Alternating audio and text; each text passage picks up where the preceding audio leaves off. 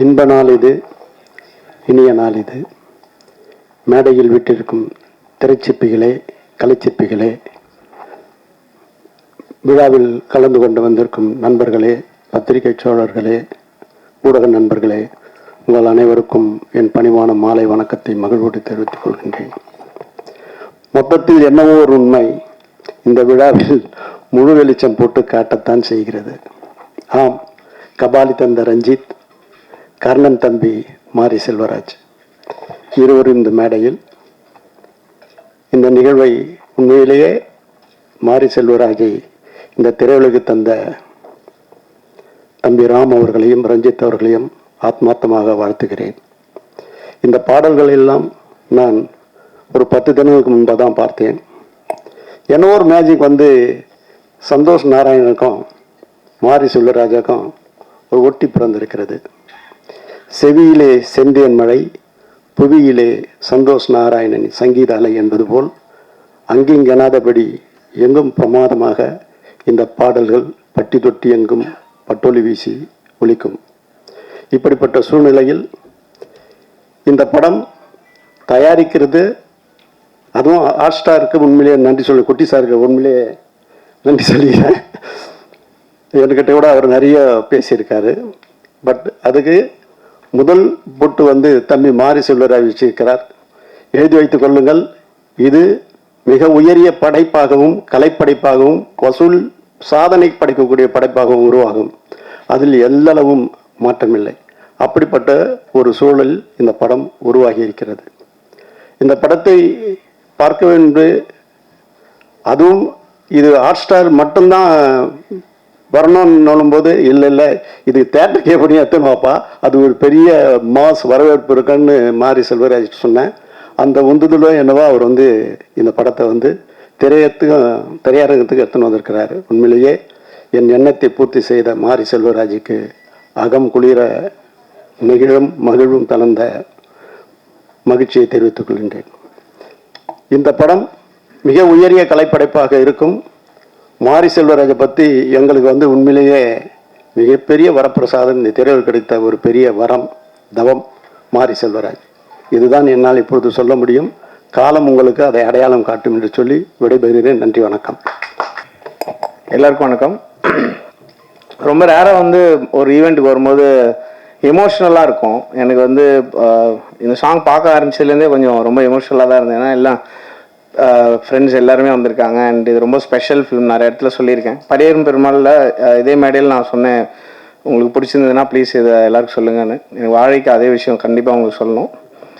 2011 நானும் ரஞ்சித்தும் ஒரு ஹாஸ்பிட்டலில் நின்று ஒரு 6 லட்சம் இருந்தால் அந்த படத்தை எப்படியாவது நம்ம வாங்கி ரிலீஸ் பண்ணிடலாம், அந்த மாதிரி ஒரு லெவலில் அட்டகத்தி பற்றி பேசியிருந்தோம். அப்போ 6 லட்சம்ன்றது ஒரு 60 வருஷம் ஆனாலும் வர முடியாத ஒரு பணமாக இருந்தது எங்களுக்கு. அந்த இடத்துலேருந்து ரஞ்சித் அதுக்கப்புறம் ஸ்டுடியோ கிரீன் ஞானவேல் ராஜா அவர்கள் படம் பார்த்தது, நான் அப்படியே சைட்லேருந்து இந்த ஃபாரஸ்ட் கம்ப் படத்தில் எல்லா இடத்துலையும் இருப்பாங்க, அது மாதிரி நான் பார்த்துட்டு இருக்கேன் இவங்க எல்லார் லைஃப்பையும். கபாலி கபாலி வந்தப்போ எனக்கு கால் பண்ணி சொன்னார், எனக்கு என்ன படம்னே புரியல. அப்படியே மாமே சரி அப்படின்னா, அப்போ கொஞ்ச நேரம் கழிச்சு தான் புரிஞ்சுது ரஜினி சாரோட படம் பண்ணுறாருன்னு சொல்லி. அப்போ தானு சாரும் அதில் பயங்கரமாக சப்போர்ட் பண்ணாங்க. அந்த படம் பண்ணும்போது என்கிட்ட சொன்னார் ரஞ்சித், மாமே உன்னோட டீம்லாம் விட்டுறாத, புதுசாக நீ பாட்டு ஆள் கூட்டு வந்துடாத, நீ எப்பயுமே ஒர்க் பண்ணுறவங்களோட ஒர்க் பண்ணு அப்படின்னு சொல்லி சொன்னார். ரொம்ப நான் யூஸ்வலாக அப்படி இருக்கணும்னு தான் ஆசைப்பட்டேன். எனக்கு சொல்லும்போது ரொம்ப எமோஷனலாக இருந்தது. நீங்கள் நம்ம கட்டி பிடிச்சி தேங்க்யூ ரஞ்சித், எனக்கே எப்படி கேட்குறதுன்னு தெரியல அப்படின்னு சொன்னேன். ஸோ அங்கேருந்து அதுக்கப்புறம் பரியரும் பெருமாள் வரும்போது, மாமே இந்த மாதிரி படம் இருக்குது நீ பார்க்குறியான்னு சொல்லி மாறி அனுப்பிச்சாங்க. மாறிட்ட நான் பேசும்போது எனக்கு இது நம்ப முடியாத அளவுக்கு ரொம்ப செமையாக இருந்தது. நான் சொன்னேன், நான் ஒரு பாட்டு பண்ணி தரேன், நீங்கள் அப்புறம் கொஞ்சமாவது ஷூட் பண்ணிவிட்டு வாங்க, அதுக்கப்புறம் நம்ம பார்க்கலாம் அப்படின்னு சொன்னேன். அப்புறம் ஷூட் பண்ணிட்டு வந்தோன்னே அப்போ தான் நான் ராம் சாருக்கு ஃபோன் பண்ணி டார்ச்சர் பண்ண ஆரம்பித்தேன். அவர் ஃபோன் பண்ணி சார் பயங்கரமாக இருக்குது சார், நான் தனியாக கூப்பிட்டு இருந்தேன். பரியரும் பெருமாள் வந்தப்போ ஒரு பிஆர் ஏஜென்சி மாதிரி ஆகிட்டேன் நானே. எனக்கு என்னோட அந்த ஆர்ட் ஃபார்ம் ரொம்ப என்னை ஹிட் பண்ணதுனால நான் எல்லாருக்கிட்டையும் சொல்ல ஆரம்பித்தேன். அண்ட் அது ஒரு ஒரு பொலிட்டிக்கல் சேஞ்ச் கிரியேட் பண்ணிச்சுன்னு நான் நம்புகிறேன். அந்த படம் அந்த படம் நல்லா இருக்குன்னு சொல்லிடணுன்ற கட்டாயத்துக்கே வந்துட்டாங்க. அந்த அளவுக்கு ஒரு மிகப்பெரிய பொலிட்டிக்கல் சேஞ்ச் கிரியேட் ஆச்சு. அதுக்கப்புறம் அந்த படம் ரிலீஸ் அந்த ஒரு 4 ஃப்ரேம்ஸில் ஒரு ஷோ நடந்தது. ராம் சார் தெரியும், நாங்கள் வந்து மேலே அந்த ப்ரொஜெக்டர் ஏரியாவில் நின்று நாங்கள் 2 பேரும் பேர்ன் அழுகிறோம். அந்த படத்துக்கு நல்ல ரெஸ்பான்ஸ் வந்துருச்சு அப்படின்னு சொல்லி அங்கே எல்லாம் ஆடியன்ஸ் எல்லாம் பயங்கரமாக ரியாக்ட் பண்ணுறாங்க. அந்த ஷோவில்னோடனே பயங்கரமாக ஃபீல் பண்ணி அழுது. அப்போ அங்கே கீழே வந்து ரஞ்சித் வேறு யாராலுமே இதை ப்ரொடியூஸே பண்ணியிருக்க முடியாது அப்படின்னு சொல்லி, இது வந்து மாமாமே தேட்டரில் எல்லாம் கேட்டார் என்கிட்ட, கண்டிப்பாக வரும், பயங்கரமாக போகும் அப்படிலாம் சொல்லிட்டு இருந்தோம். அதுக்கப்புறம் இன்னைக்கு திவ்யா ஸ்டேஜ் ஏறும்போது I think I really got very emotional. அது என்னவோ தெரியல, அவங்க வந்து மாறி அங்கேருந்து அந்த படம் ப்ரொடியூஸ் பண்ணி ரஞ்சித் அவருக்கு ப்ரொடியூஸ் பண்ணி அதுக்கப்புறம் மாறி நல்லா அவர் சூப்பராக அவருக்கு பிடிச்ச படங்களை சூப்பராக க்ரியேட் பண்ணி எல்லாத்தையும் அவரே ஃபேஸ் பண்ணி அவர் சொன்ன மாதிரி தான் ஏகப்பட்ட மலை, நான் ஒரு 20 மலை இப்போ ஏறுறது பார்த்துருக்கேன். அவர் அதெல்லாம் ப்ரொடியூஸ் பண்ணி அதுக்கப்புறம் அதெல்லாம் டீல் பண்ணி அப்புறம் இப்போ ஒரு ப்ரொடியூசராக வந்து அவங்க ஃபேமிலியாகவே எல்லாரும் வந்து இங்கே அது பண்ணுறதுன்றது it's an amazing achievement. Ranjith, Mari, Ram sir, Thanu sir எல்லாரும் so thankful to you all. And ரொம்ப நான் விஷ் பண்ணணும்னு நினைக்கிறேன் மனசார. அண்டு இதனால வந்து என்ன ஆகுதுன்னா, எங்கள் எல்லாருக்குமே வந்து வெரி பிக் ரெஸ்பான்சிபிலிட்டி. நம்ம சொல்கிற விஷயங்களை வந்து நிறைய பேருக்கு ரீச் பண்ணக்கூடிய ஒரு மிகப்பெரிய பவர் இருக்குது. ரொம்ப நாள் முன்னாடி, கொஞ்ச நாள் முன்னாடி கூட அது சுத்தமாக இல்லாமல் இருந்தது. ஸோ அது எல்லாருமே வந்து அதை ரெஸ்பான்சிபிளாக நாங்கள் யூஸ் பண்ணி I think we can take art form forward. உங்களுக்கு ரொம்ப பிடிச்ச படைப்புகள் வந்து கொடுக்கலாம் அப்படின்னு நான் நம்புகிறேன். வாழை வந்து நான் பரியேறும் பெருமாளுக்கு சொன்னது தான் சொல்லணும்னு ஆசைப்பட்றேன். I was blown away by the film. எனக்கு வந்து தமிழில் டாப் 5 மூவிஸ் ஆஃப் ஆல் டைமில் வாழை டெஃபினெட்லாக எனக்கு பர்சனலி எனக்கு இருக்கும். அது உங்களுக்கும் அப்படி ஃபீல் ஆச்சுன்னா தயவு செஞ்சு நிறைய பேருக்கு பேசுங்க. இது வந்து திருப்பியும் ஃபர்ஸ்ட் படம் தான். எங்களை மாதிரி ஃபில்ம் மேக்கர்ஸ், டெக்னீஷியன்ஸ்க்கு வந்து எல்லா படமும் ஃபர்ஸ்ட் படம் தான். எந்த படத்தில் வேணால் டோட்டலாக அவுட் ஆகலாம். ஸோ நீங்கள் தயவு செஞ்சு உங்களுக்கு பிடிச்சிருந்ததுன்னா பயங்கரமாக ஸ்ப்ரெட் பண்ணுங்கள், இந்த உங்களுக்கு எந்த அளவுக்கு பிடிச்சிருந்தது. அண்ட் ரொம்ப தேங்க்ஸ். 50 படம் வந்து ரிலீஸ் ஆகிருக்கு. I am so happy that this is the first stage. எனக்கு இந்த 50 ஃபிலிம்ஸ்க்கு அப்புறம் கிடச்சிருக்கிற first stage. I am so grateful. உங்கள் முன்னாடி இது நடக்குது. And thank you all for the support. நான்லாம் முதல்லாம் எங்கேயுமே வரமாட்டேன். அப்போ வந்து ஆடியோ லஞ்ச் பேண்ட்டாவது போட்டு வாங்கன்னு சொல்ல லெவலில் இருந்தது. ஸோ இப்போ 5 நிமிஷம் பேசுகிற அளவுக்கு டெவலப் பண்ணி விட்டதுக்கும் சப்போர்ட் பண்ணதுக்கு ரொம்ப ரொம்ப நன்றி. தேங்க்யூ. அனைவருக்கும் வணக்கம். 2018 இதே ஸ்டேஜ் தான் நீலம் ப்ரொடக்ஷனுடைய first event Pariyerum Perumal. So அன்னையிலேருந்து தான் மாரி செல்வராஜ், இந்த மேடையிலேருந்து தான் பரியேறும் பெருமாள் தொடங்குச்சு. அண்ட் நீலம் ப்ரொடக்ஷனும் தொடங்குச்சு. இன்றைக்கி நவ்வி ஸ்டூடியோவும் வாழையும் இந்த இடத்துல தான் தொடங்குது. And apart from that Ranjith, உங்கள் ஹேர் ஸ்டைல் எனக்கு ரொம்ப பிடிச்சிருக்கு, ரொம்ப நல்லா இருக்குது. அண்ட் பரியேறும் பெருமாளுக்கும் நன்றி, நீலம் ப்ரொடக்ஷனுக்கும் நன்றி. அண்ட் மாரி செல்வராஜ்கிட்ட கேட்டால் நான் என்ன பேசுறது புதுசாக உன்னை பற்றி ஏதாவது பேசுங்க, நான் என்னை பற்றி பேசுங்கன்னு சொன்னான். என் கூட 7 கடல் 7 மலை யாராவது ரொம்ப நாள் ஏறி இறங்கியிருக்காங்கன்னா அது மாரி செல்வராஜ் தான். இது முதல்ல ஏறின மலை அப்படின்னா நார்வேல் டிஸ்ட்ரிக்டில் இருக்கக்கூடிய எல்லா மலையும் நாங்கள் ஏறி இறங்கணும். அது தங்க மீன்களுக்கு லொக்கேஷன் தேடி. அப்போ கண்டுபிடிச்சா அவங்களோட மலை ஏறது சுவாரஸ்யமாக இருந்துச்சு. ஏன்னா ஒரு பள்ளத்தாக்கு அளவு கதை கொட்டி கிடக்கும். அவன் சொன்ன காதல் கதையை எடுத்துகிட்டே இருக்கலாம்னு நினைக்கிறேன். அதில் ஒரு சின்ன பீஸை, ஒரு பாலியத்தில் இருந்த ஒரு க்ரஷ்ஷை எந்த கிரிஞ்சும் இல்லாமல் ஒரு படம் பண்ணியிருக்கான். அதான் வாழை அப்படின்னு நான் நினைக்கிறேன். அண்ட் அதுக்கடுத்து மலை ஏறினதுன்னா 2009-10 ஆனந்தயாலை, அந்த ஆனந்தயாலை மலை அச்சன் கோவில் வெஸ்டர்ன் காட்ஸோட இன்னொரு இடம். அதில் டென்ட் எடுத்துகிட்டு போகிறப்பவும் சரி, ட்ரெக்கிங் போனப்பவும் சரி, நைட் மழை பெஞ்சு அடுத்த நாள் ஷூட்டிங் நடக்குமா நடக்காதான்னு பயந்து நைட்டில் நான் தூங்காமல் உட்காந்துருக்கப்போ என் கூட உட்காந்துருந்தப்பவும் சரி, மாரி செல்வராஜ் எனக்கு கிடைச்ச பெரிய துணைவன், கம்பேனியன். அண்ட் அவன் இருக்க தைரியத்தில் எந்த மலையில் வேணாலும் இறங்கலாம். அதுக்கப்புறமும் இன்னொரு மலை இருக்குது, அது அதே தங்க மீன்களுக்கு 2012 ஏறினா வயநாட்டில் இருக்கிற செம்ப்ரா பீக். அது ஏறுறதுக்கு ஒரு 3 மணி நேரம் ஆகும், இறங்கிறதுக்கு 2 மணி நேரம் ஆகும். Impossible to shoot. அது ஒரு ஆர்டின் ஷேப்பில் ஒரு லேக் இருக்கும், அதனால் அங்கே எடுப்போம். யாருக்கும் தோழன் இல்லைன்னு ஒரு பாட்டு, பட் எனக்கு ஒரு தோழனா இவன் கூட வந்தான். அண்ட் மேலே போய் நாங்கள் முதல் நாள் டென்ட்லாம் போட்டு 40 பேர் தங்கிட்டோம். சாயங்காலம் 6 மணிக்கு சாப்பாடு வரணும். அதுக்கப்புறம் வர முடியாது, ஏன்னா யானை வந்துடும். பார்த்தா 6 ஆச்சு, 6:30 ஆச்சு, 6:45 ஆச்சு, சாப்பாடு வரல. மொத்தம் யூனிட்டும் நாளைக்கு காலையில் இறங்கிடலான்னு சொல்ல ஆரம்பித்தாங்க. நம்மளுக்கு ஐயோ என்னடா பண்ணுறது அப்படின்னு சொல்லிட்டு நான் சொன்னேன், நான் போய் கீழே பார்க்குறேன் அப்படின்னு சொல்லி இறங்க ஆரம்பித்தப்போ என் கூட வந்து சேர்ந்துக்கிட்டது மாரி செல்வராஜ். நாங்கள் இறங்கி போய் பார்த்தோன்னா வர்ற வழியில் இட்லி சாம்பார் சட்லாம் கொட்டி 2 பேர் நின்று இருந்தாங்க. அப்புறம் கீழே இறங்கி போய் புதுசாக ஒரு உணவை கண்டுபிடிச்சி வாங்கிட்டு நாங்கள் மேலே ஏறுறப்ப கிட்டத்தட்ட 8 மணி 9 மணி இருக்கும்னு நினைக்கிறேன். யானைகள் பிளிரும் சத்தம் கேட்டுச்சு, நட்சத்திரங்கள் தெரிஞ்சிச்சு. அண்ட் அந்த இரவு என்னால் எனக்குமே மறக்க முடியாது. அப்போ எனக்கு தெரியும், எனக்கு என்ன புரிஞ்சுதுன்னா மாரி செல்வராஜ் வந்து மலை ஏறுறவன். அவனுடைய கால்கள் மலை ஏறுறதுலேயும் செய்யப்பட்ட கால்கள். அவன் கரெக்டாக எந்த கல்லில் கால் வைக்கணும், எந்த கல்லில் கால் வைக்கக்கூடாது அப்படின்னு தெரிஞ்சவன். எவ்வளோ எதிர்காத்து அடித்தாலும் ஏறக்கூடியவன். அண்ட் மலை ஏறுவதுங்கிறது கிட்டத்தட்ட சொல்ல போனால் அவனுடைய ஜீனில் இருக்குது அப்படின்னு நான் நினைக்கிறேன்.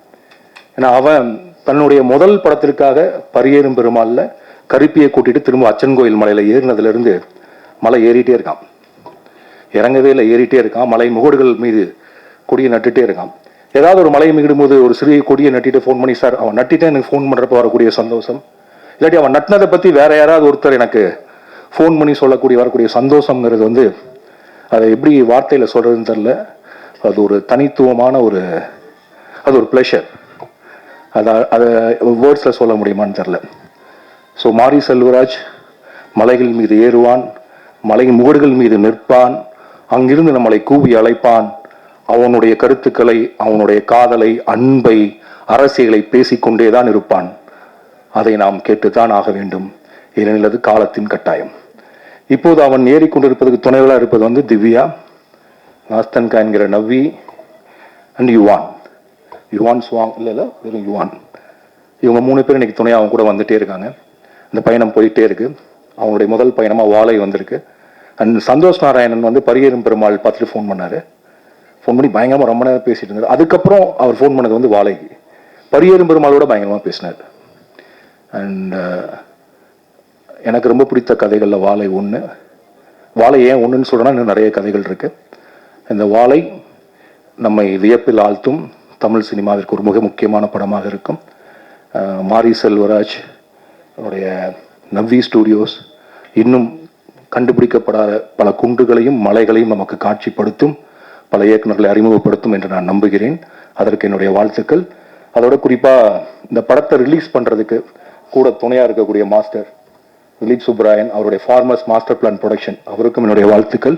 இதுக்கு எல்லாத்துக்கும் துவக்க புள்ளியாக இருந்த, என்னை எப்பொழுதும் ஊக்குவிக்கிற, எனக்கு மிகுந்த நம்பிக்கையை கொடுக்கிற, வாழ்க்கையை ரசிக்க சொல்லி கொடுக்குற என்னுடைய நண்பர் பிரதீப் மில்ராய், அண்ட் இந்த ப்ராஜெக்டை எக்ஸிக்யூட் பண்ணி முன்னெடுத்துட்டு போன இன்னொரு நண்பர் நரன், இவர்களுக்கும் கிருஷ்ணன் சார் அவர்களுக்கும் என்னுடைய நன்றிகள், வாழ்த்துக்கள். எல்லோருக்கும் வணக்கம்.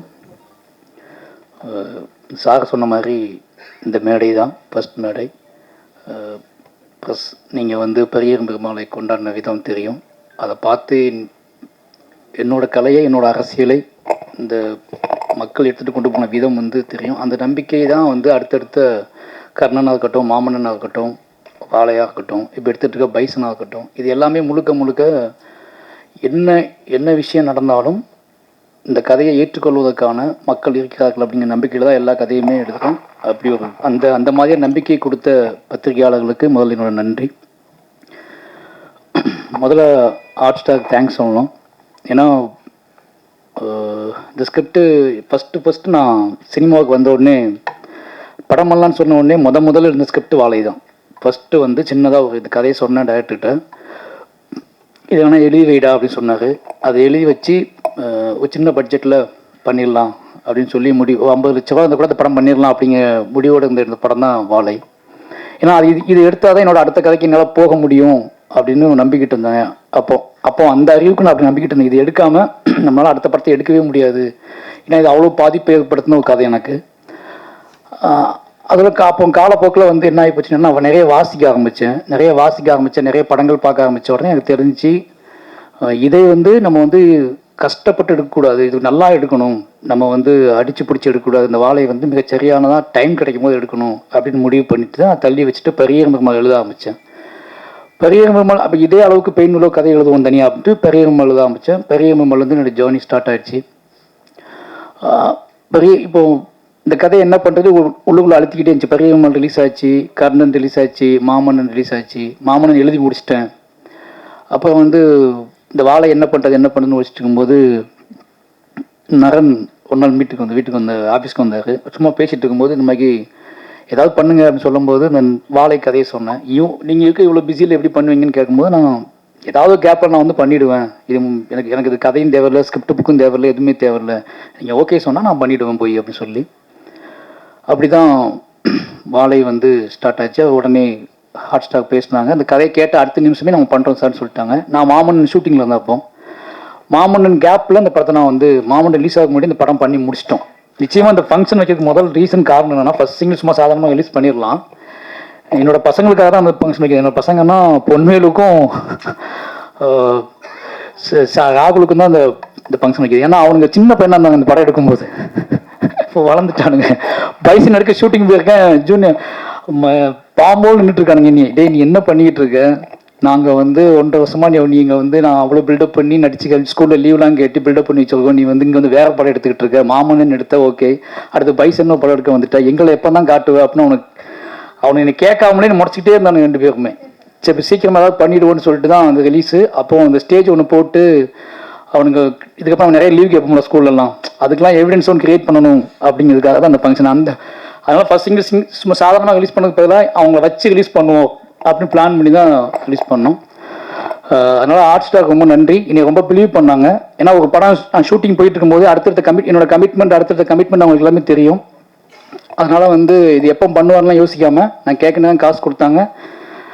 போய் இந்த படத்தை நான் முடிச்சுட்டு வந்துட்டேன். இதுக்கப்புறம் இவ்வளோ கேப்பில் எனக்காக வெயிட் பண்ணுறாங்க. நீங்கள் எப்போ வரீங்களோ அப்போ வாங்கன்னு சொன்னாங்க. அதே மாதிரி இப்போ எல்லா வேலையும் முடிஞ்சு இப்போ நான் ரிலீஸ் பண்ணுறேன்னா ஓகேன்னு சொல்லி இவங்க வேலையை ஸ்டார்ட் பண்ணியிருக்காங்க. அதனால் Pradeep sir, Krishnankutty sir, hot star மொத்த டீமுக்குமே எனக்கு ரொம்ப நன்றி. மெயினாக நான் படத்தை பற்றி பேச வேண்டாம், ஏன்னா அது ஃபஸ்ட் சிங்கிள் தான், நிறைய விஷயங்கள் இருக்குது. மெயினாக நான் பிலீவ் பண்ணுற விஷயம் ஒன்று தான். நான் ஒர்க் பண்ண எல்லாருமே இங்கே இருக்காங்க. ரஞ்சிதனா இருக்காரு, அவர் கூட நான் அடுத்த படம் பண்ணிக்கிட்டு இருக்கேன். அப்போ தானு சார் இருக்காரு, அவர் கூட எனக்கு கமிட்மெண்ட் இருக்குது, படம் பண்ணுறேன். அதுக்கு அடுத்து மூர்த்தி சார் இருக்காரு, ரெட் ஜெயிண்டு, அவங்க கூட ஒரு படம் பண்ணுறேன், கமிட்மெண்ட் இருக்குது. இது ஏன் சொல்கிறேன் அப்படின்னா, நான் என்னவா இருக்கேன் சினிமாவுக்குள்ள, இதுவே எனக்கு பயங்கர திருப்தியாக இருக்குது. என் கூட ஒர்க் பண்ணவங்க என்னோட உழைப்பையும் என்னோட அரசியலையும் என்னோட சினிமா கலையின் மீது எனக்கு இருக்கிற விஷயத்தையும் புரிஞ்சுக்கிட்டு என்னை அரவணைச்சு அவங்க கொண்டு போயிட்டு இருக்காங்க. இந்த 4 பேர், இந்த 3 ப்ரொடியூசரும் இவங்க கூட இருந்து என்னைய ஒரு ப்ரொடியூசராக பார்க்குறதும் சந்தோஷப்படுறதுமே முக்கியமான விஷயம். அடுத்தடுத்து அவங்க கூட ட்ராவல் பண்ணுறேன். அவங்க 3 பேர்த்துக்குமே ரொம்ப நன்றி.